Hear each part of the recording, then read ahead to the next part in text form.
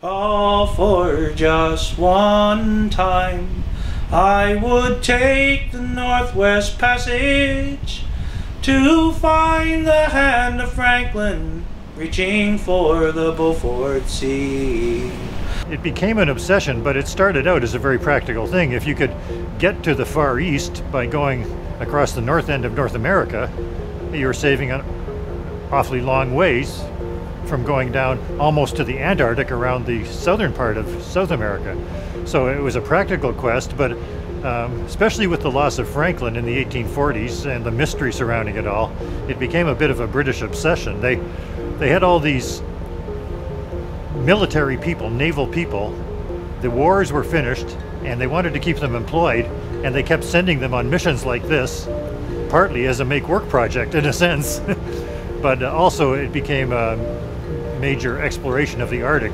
The alleged search for Franklin opened up all these vast areas that were unknown.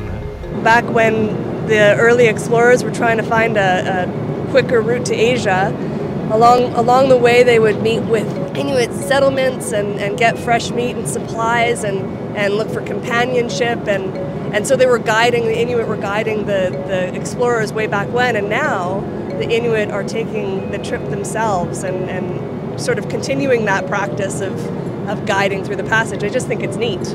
England was a very important sea country, and they had colonies in India, in China, in the East Asian countries, and they were really interested in finding a shorter way to for the trade, for the maritime trade, for getting tea and spices and so on. In the 19th century, when just before they sent the Franklin's expedition, they were sure that there was a passage, because on the Pacific side of the passage, some people had found whales with spears and harpoons in the flesh, and these harpoons came from the Atlantic part.